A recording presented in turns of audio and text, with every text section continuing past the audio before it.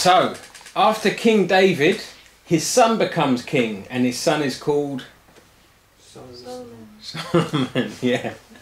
Solomon. Now, before Solomon, Israel only had a tabernacle. Remember the tabernacle from the wilderness days? They only had a tabernacle, which is a temporary dwelling for God to live in. Now, what Solomon does is, Solomon builds a temple.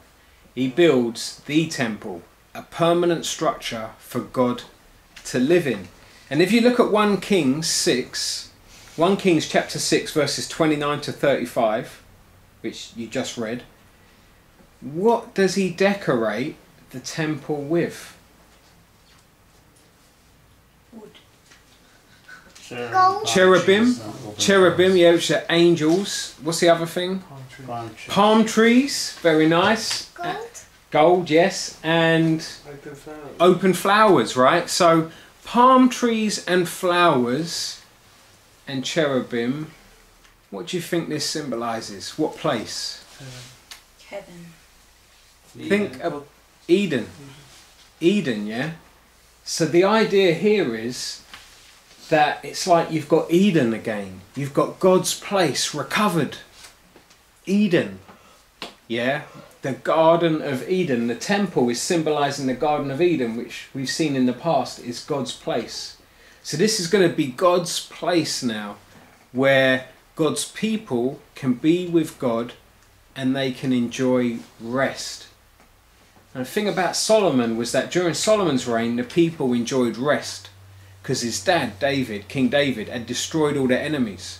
So they're enjoying a time of rest, which is what's supposed to happen in the Garden of Eden. If you remember, 6 days of God making the world, and on the 7th day, what does he do?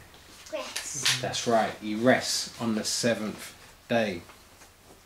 So, then notice this, right? 1 Kings chapter 8, verse 2, it says, all the men of Israel came together to King Solomon at the time of the festival in the month of Ethanim, the 7th month.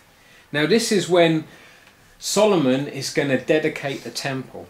And the timing in the 7th month is the time when they would do the Feast of Tabernacles. You might have heard of that before. The Feast of Tabernacles or the Feast of Booths. Now this was a festival that was done to celebrate the fact that the people were coming out of the wilderness and going into the promised land. So it celebrates being brought out of the wanderings in the desert and being brought into God's promised land.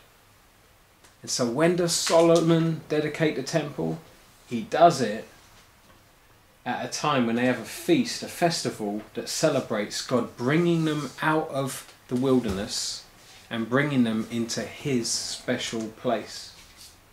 And not only that, but what he does is he gets them to bring the ark in. So look at 1 Kings chapter 8 verse 6. The priests then brought the ark of the Lord's covenant to its place in the inner sanctuary of the temple, the most holy place, and put it beneath the wings of the cherubim.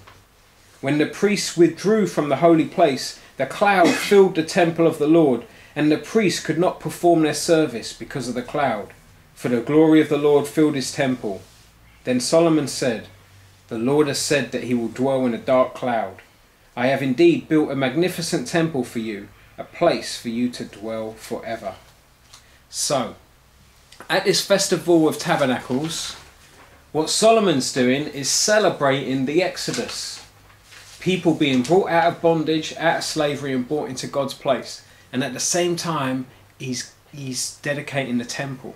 So the temple here signifies people being brought out of bondage and being brought into God's place, being brought back into Eden for a time of rest.